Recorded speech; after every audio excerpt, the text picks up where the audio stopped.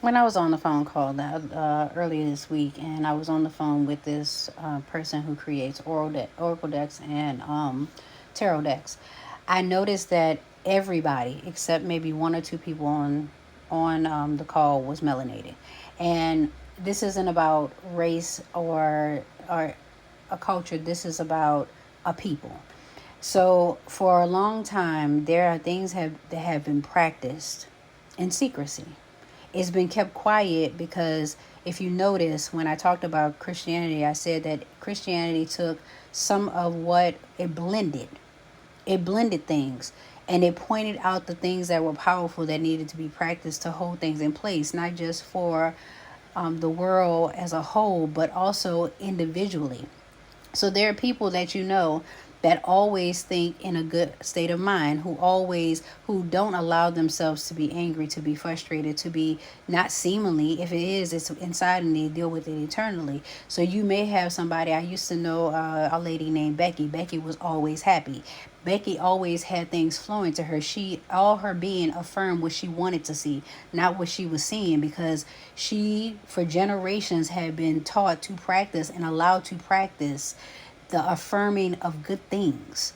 Okay? So when you are working from a place of fear or hurt or repression, when your history is taken from you and you don't know who you are, when you believe that your history has been taken from you and the one that you've been given speaks to brokenness, that's what you focus on when that's not what's supposed to be happening. Understanding that you're in the spirit realm, your ancestors are here to help you to remember so that you too can come from a state of mind or a place where you are affirming what you want to see.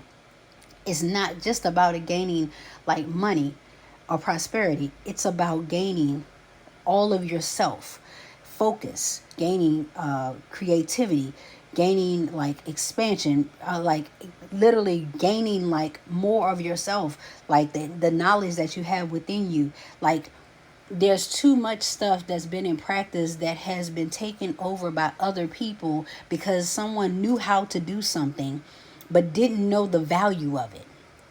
Knowing the value of who you are, what you hold inside of you. There are cultures that have long been in practice of what is indigenous to them because they've been allowed to do it.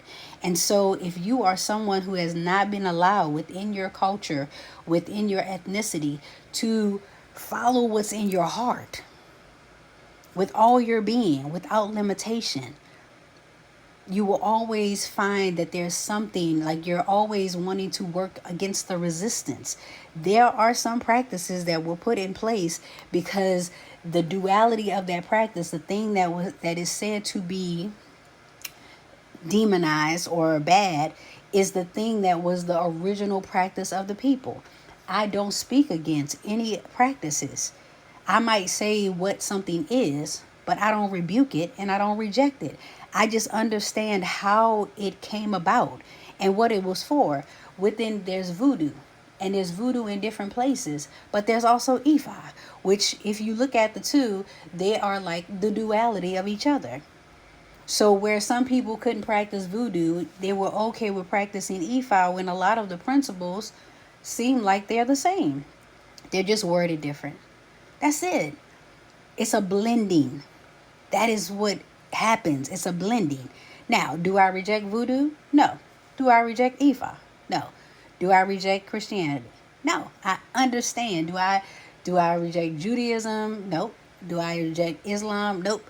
What I understand is that they have a belief system that has been put in place to control the practice and mindsets of those who have initiated to those practices.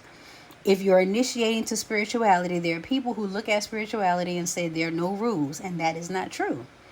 Your rules are more expansive. They're laws of the universe. There is an understanding that you have to gain in order to in order to see that there's no good and bad. There are things that work out for you and things that don't work out for you, but it may work for somebody else. It doesn't mean it's good or bad. It means that how it influenced you did not work for you, or it felt like resistance to you, or it brought up a wound for you. It doesn't mean it was bad. It means that it didn't feel good to you. See, we've been given these words that don't hold true meaning, or they hold meaning that allows us to be a victim. We've been given victim words so that it keeps us searching for some type of satisfaction and healing outside of ourselves. The English language is so much more different from sacred languages. Sanskrit, Latin, etc. is different. Those words have power and they have been honored for what they are.